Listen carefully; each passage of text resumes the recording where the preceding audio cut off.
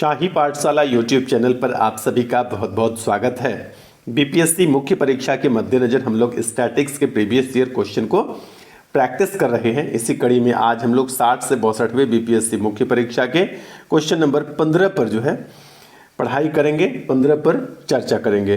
तो आइए देखते हैं क्वेश्चन नंबर 15 क्या कहता है कि निम्न रेखा आरेख 3 देशों देश ए, बी एवं सी द्वारा हथियारों में किए गए व्यय 1000 मिलियन रुपए में को दर्शाता है। दिए गए आरेख के आधार पर नीचे दिए हुए प्रश्न के उत्तर दीजिए। तो रेखा आरेख आप देख रहे हैं। रेखा आरेख देखने के लिए अब तक आप लोग सीख चुके होंगे, लेकिन फिर भी यहाँ पर मैं चर्चा कर देता हूँ। यदि आप बाएं से दाएं की ओर बढ़ते हैं तो आपको ईस्वी 2010 से लेकर के 2017 तक दिया हुआ है। नीचे से ऊपर बढ़ने के क्रम में आपको 1000 मिलियन में हथियारों पर हुए व्यय के बारे में दिया हुआ है। 3 देश है। देश ए के लिए रेखा आरेख रेड कलर यानी लाल कलर के लाइन में दिखाया गया है। देश बी को हरे रंग के रेखा चित्र के द्वारा दिखाया गया है तथा देश सी को जो है ब्लू कलर के लाइन के द्वारा जो है दिखाया गया है। तो इस प्रकार से आपका रेखा आरेख है। अब आइए सीधे चलते हैं प्रश्न पर। यहाँ पर पहला प्रश्न है कि किस देश में हथियारों पर हुए व्यय में पिछले वर्ष के मुकाबले सर्वाधिक वृद्धि हुई है। तो आइए सबसे पहले देख लेते हैं कि किस देश में जो है कि व्यय में सबसे अधिक तेजी से वृद्धि हुई है। पूरे रेखा आरेख पर ध्यान देंगे तो ये जो आपको दिखाई दे रहा है 2014 में रेड कलर का यानी देश ए का 2015 तक आपको तेजी से ऊपर उठता हुआ दिख रहा है। बाकी आपको कहीं और ऐसा वृद्धि नहीं दिखाई दे रहा होगा। तो यही देखकर स्पष्ट होता है क्योंकि तीनों देशों के लिए और 2010 से लेकर के 2017 तक वृद्धि निकालना थोड़ा सा टफ वर्क है। तो आप ध्यान से रेखा आरेख का अध्ययन करेंगे और देखेंगे कि सबसे तेजी से ग्राफ ऊपर कहां पर उठ रहा है। तो सबसे तेजी से जो है यहां देख रहे हैं कि ये 2 है और यह 3 के भी ऊपर चला गया, यानी 1 से ज्यादा की वृद्धि हुई है। कहीं और आपको लगातार वर्षों में 1 से ज्यादा की वृद्धि देखने के लिए नहीं मिलेगा। किसी दूसरे देश में भी यानी देश बी और देश सी में भी यदि देखेंगे आप रेखा जो ग्रीन कलर में दिया गया है उसको भी देखेंगे और जो रेखा आपका ब्लू कलर में दिया गया है उसको भी आप देखेंगे तो आपको कहीं भी लगातार वर्षों में इतनी तेजी से वृद्धि 1 से अधिक की वृद्धि नहीं दिखाई पड़ेगा। तो यही बात हम वहाँ पर लिख देंगे कि देश ए में जो है वर्ष 2014 से 2015 में जो है सबसे तेजी से वृद्धि हुई है। ठीक है, आइए चलते हैं उत्तर व्याख्या। अच्छा, एक चीज मैं यहाँ पर बताने के लिए भूल गया कि जब कभी भी आपको ऐसा लगने लगे रेखा आरेख को देखकर या बहुशालाका को देखकर, तो आप क्या करेंगे कि इतने माथा पच्ची टाइप का जो पजल टाइप का जो यहाँ पर दिया हुआ है कि यहाँ कितना है, यहाँ कितना है, इस बीच में कितना होगा, तो बार बार आप यदि इस तरह से देखेंगे तो बहुत ज़्यादा टाइम लग जाएगा और गलत होने की भी संभावना बनी रहती है। तो आप क्या करेंगे कि इन रेखा आरेख को या बहुशालाका में भी यदि आपको लगता है कि कंफ्यूजिंग पॉइंट है तो इसी पर पहले बार मेहनत कर दीजिए। ठीक है, और मेहनत करके आप क्या करेंगे एक टेबल तैयार कर लेंगे। देखिए मैंने भी टेबल एक तैयार किया है। रेखा आरेख से एक तालिका यानी टेबल बनाया गया है। तो जब इस टेबल को आप एक बार मेहनत करके बना लेते हैं ना तो फिर आंकड़े आपके गलत नहीं होगा। ठीक है, और आइए चलते हैं क के उत्तर व्याख्या पर। उत्तर व्याख्या में मैंने लिखा दिए गए रेखा आरेख या तालिका के अध्ययन से स्पष्ट होता है कि देश ए में हथियारों पर हुए व्यय में 2014 के मुकाबले 2015 में सर्वाधिक वृद्धि हुई है। देखिए 2014 से 2015 में 1.5 की वृद्धि हुई है। आपको कहीं भी 1 से ज़्यादा की वृद्धि नहीं मालूम पड़ता है, जबकि देश ए में जो है 2014 के मुकाबले 2015 में जो है सबसे तेजी से वृद्धि हुई है। ठीक है, आइए दूसरा प्रश्न देखते हैं। दूसरा प्रश्न है देश ए में 2012 के मुकाबले 2017 में हथियारों पर हुए व्यय में कितने प्रतिशत की वृद्धि हुई है? देश ए है और 12 से 17 में। आइए देख लेते हैं रेखा आरेख को।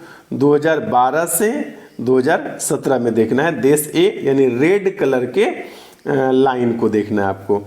तो 2012 में ये कितना है? तो 1.5 है, और 2017 में ये कितना है? तो पूरा 3 है। तो 1.5 से 1.5 से बढ़कर कितना हो जाता है? सीधा 3 हो जाता है। ठीक है, 1.5 से यानी 1.5 से बढ़कर कितना हो गया है? 3 हो गया है। तो जितना है इतना ही वृद्धि हुआ है, यानी कह सकते हैं कि 100% वृद्धि हुआ है। तो कैसे लिखेंगे इसको? लिखेंगे 3 माइनस 1.5 बटे 1.5 गुना 100। इसको कैसे पढ़ते हैं? तो जितने की वृद्धि हुई, तो 3 में से 1.5 की वृद्धि हुई, तो 3 में से 1.5 घटा के देख लेंगे, तो बोलेंगे कि 1.5 की वृद्धि हुई 1.5 में से, इसलिए 100 में कितना? तो 1.5 कट जाएगा, बोलेंगे कि 100% की वृद्धि हुई है। आइए इसकी व्याख्या को भी हम लोग देख लेते हैं। उत्तर व्याख्या यहीं पर आपका दिया गया है। देश ए में 2012 के मुकाबले 2017 में हथियारों पर हुए व्यय में प्रतिशत वृद्धि बराबर 3 में 1.5 को घटाए और जितने से वृद्धि होना प्रारंभ होता है। तो देखिए 2012 में 1.5 से वृद्धि होना प्रारंभ हुआ था, तो बटे में 1.5 लिखे। तो 1.5 की वृद्धि हुई 1.5 से, इसलिए 100 में कितना कटा दिए, तो 100% की वृद्धि मालूम हो गया। तो जो प्रश्न पूछ रहा था उत्तर मिल गया है। आइए चलते हैं तीसरे प्रश्न पर। देश बी द्वारा 2017 में व्यय की गई राशि 2011 में व्यय की गई राशि की कितने प्रतिशत थी? जैसे मैं बोलूँगा इसी प्रकार से यदि आप समझेंगे तो कभी भी इस प्रकार के प्रश्न को बनाने में कोई समस्या नहीं होगी, गलती भी नहीं होगी। कैसे क्या करेंगे?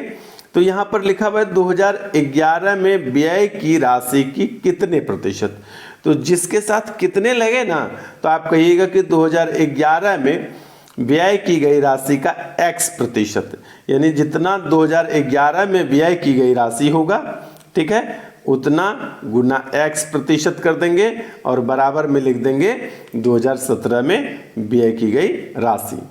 ठीक है, तो x बराबर यदि आपको लिखना होगा तो 2011 वाला यहाँ से उठकर बराबर के उस पार में क्या होगा? बटे में हो जाएगा। यानी इस प्रकार से x बराबर 2017 में की गई व्यय की राशि बटे 2011 में की गई व्यय की राशि, चूंकि प्रतिशत पूछ रहा है इसलिए 100 से गुना। ठीक है, 100 से गुना और इसको कटाने के बाद जो भी आएगा वो उत्तर प्राप्त होगा। तो सबसे पहले देख लेते हैं कि देश बी में 2017 और 2011 में व्यय की राशि क्या है। तो 2017 और 2011 में व्यय की राशि 2017 और 2011, देश बी यानी ग्रीन लाइन यदि आप देखेंगे तो ये 1.25 है यहाँ पर, और यहाँ पर यदि देखेंगे तो 3 से थोड़ा सा ऊपर है, यानी 3.1 कह सकते हैं। ठीक है, तो 1.25 से 3.1 हुआ है। आइए देख लेते हैं उत्तर व्याख्या को। उत्तर व्याख्या यहाँ पर है गौ का। देश बी द्वारा 2017 में व्यय की गई राशि का प्रतिशत 2011 में व्यय की गई राशि के सापेक्ष, ठीक है, 3.1 बटे, मैंने कहा था कि 2017 में जो व्यय की राशि है बटे 2011 में जो व्यय की गई राशि है गुना 100, यही बात मैंने यहाँ पर लिखा। और जब इसको आप कटा करके हल करेंगे तो आपका कितना हो जाएगा? 248%। ठीक है, नहीं समझे हैं तो आप एक बार वीडियो को पॉज कीजिए, फिर से रिवर्स में बैक में जाइए और इसको समझने का कोशिश कीजिए, और जिस प्रकार से मैंने समझाया इसी प्रकार से आप भी करेंगे तो हो जाएगा। होता क्या है कि बटे में क्या लिखना है, समस्या हो जाती है सबको कि 3.1 को बटे में लिखें, नीचे लिखें कि 1.25 को लिखें। तो जिसके साथ कितने किसे इस प्रकार से लगा हुआ रहे उसको आप बटे में दे दिया कीजिए। ठीक है, चलिए आगे चलते हैं चौथे प्रश्न पर। चौथा प्रश्न हमारा क्या कहता है कि यदि 2018 में देश सी द्वारा व्यय की गई राशि पिछले वर्ष की तुलना में 30% अधिक हो तथा देश ए द्वारा 2018 में व्यय की गई राशि 2017 में व्यय की गई राशि के बराबर हो, समान हो, तो वर्ष 2018 में देश सी तथा ए द्वारा हथियारों में व्यय की गई राशि के बीच कितना अंतर है। कितना साधारण प्रश्न है। भाषा भले ही इतना चौड़ा आपको बड़ा दिख रहा हो, लेकिन प्रश्न कितना आसान लग रहा है पढ़ के। क्या करेंगे कि देख लेंगे एक देश सी द्वारा वर्ष 2017 में कितनी राशि खर्च की गई है। इसमें क्या करेंगे 30% की वृद्धि कर देंगे। 30% वृद्धि करने का मतलब उतना का 130% निकाल लेंगे, तो ये पता चल जाएगा कि 2018 में देश सी द्वारा जो है कितनी व्यय की गई राशि है, और ए के द्वारा जो है राशि उतना ही है जितना 2017 में व्यय कर रहा था, उसमें वृद्धि तो हो नहीं रहा है। निकाल लेने के बाद दोनों का अंतर निकाल देंगे, उत्तर हो जाएगा। यानी दोनों ए और सी का देखना है 2017 में। देखिए यहाँ पर है आपका रेड में 2017 में आपका कितना है 3 है, और सी के लिए है 2017 में 3.25। सी में क्या हो रहा है कि 30% की वृद्धि हो रही है। तो सी कितना था आपका, सी था आपका 3.25। सी कितना था 3.25। इसमें 30% की वृद्धि हो रही है, तो इसको 130% कर देंगे, तो ये हो जाएगा आपका 2018 में देश सी द्वारा व्यय की गई राशि। ठीक है, और उसके बाद आपका जो देश आपका ए है, यह 2017 में जो व्यय करता है वो सिर्फ 3 का व्यय करता है। तो इसको यदि आप कटाएंगे तो कटाने के बाद जो भी राशि आएगा उसमें 3 घटा देंगे तो आपका उत्तर प्राप्त हो जाएगा। आइए इसकी व्याख्या को देख लेते हैं। इसकी व्याख्या है, देश सी द्वारा 2017 में व्यय की गई राशि आपका 3.25 हजार मिलियन रुपये है। तो देश सी द्वारा वर्ष 2018 में जो व्यय की गई राशि होगा वो 3.25 प्लस 3.25 का 30%, 130% नहीं निकाल करके यह भी निकालने की अच्छी विधि है, इसी प्रकार से निकालना चाहिए। यदि आप सीधा 130% भी निकालेंगे तो इतना ही आएगा 4.225 हजार मिलियन।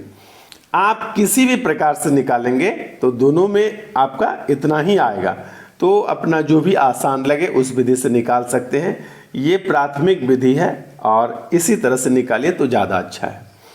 तो क्या किया मैंने 3.25 प्लस 3.25 का 30% किया, तो ये आ गया हमारा 4.225 हजार मिलियन रुपए।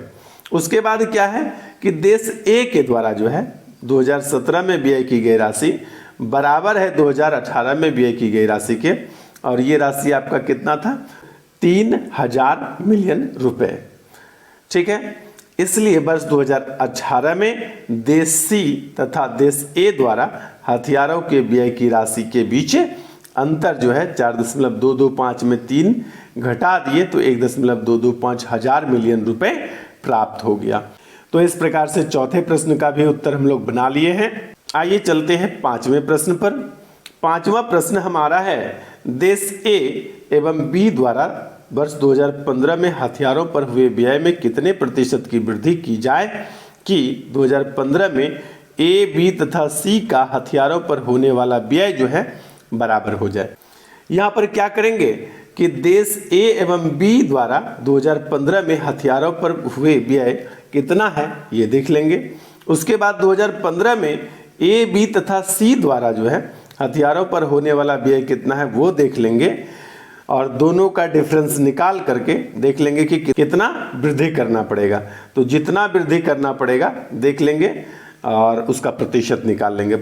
यह है 5वें प्रश्न का उत्तर। व्याख्या क्या है कि देश ए एवं बी द्वारा 2015 में हथियारों पर हुए व्यय 3.25 प्लस 3.5 दोनों को यदि जोड़ेंगे तो हो जाएगा आपका 6.75 हजार मिलियन रुपए। देश ए, बी एवं सी का 2015 में हथियारों पर होने वाला जो व्यय है वह 3.25, 3.5 और जो देश सी है इसका व्यय है आपका 4। तीनों को यदि जोड़ेंगे तो ये हो जाएगा 10.75 हजार मिलियन रुपए। अब कहा कि कितने प्रतिशत वृद्धि है, तो देखिए यहाँ से यदि वृद्धि पर आएंगे तो 4 की वृद्धि हो रही है, क्योंकि 3.25 यहाँ है, 3.25 यहाँ है, सिर्फ ये वाला जो 4 है यही वृद्धि हो रहा है। तो बोलेंगे 4 की वृद्धि हो रही है, कहाँ से वृद्धि होना शुरू हुआ, तो 6.75 से, तो 6.75 को नीचे, यानी कि 4 की वृद्धि हुई 6.75 में से प्रतिशत निकाल रहे हैं, इसलिए 100 में कितना। इसको यदि कटाएंगे तो जो भी आएगा आपका उत्तर हो जाएगा। देखिए यहाँ मैंने कटाया है, 10.75 में से 6.75 घटाया तो 4 बचा, यानी 4 की वृद्धि हो रही है 6.75 में से, इसलिए 100 में कितना। इतने को हल करेंगे तो कितना मेरा आ जाएगा 59.25%। तो ये था हमारा 60 से 62वें बीपीएससी मुख्य परीक्षा का उत्तर व्याख्या। आज हमारा 60 से 62वें बीपीएससी मुख्य परीक्षा के स्टैटिक्स का सेशन समाप्त हो गया। अगले वीडियो में मैं 63वें बीपीएससी मुख्य परीक्षा के प्रश्न को लेकर आऊंगा। बने रहिए शाही पाठशाला के साथ। धन्यवाद।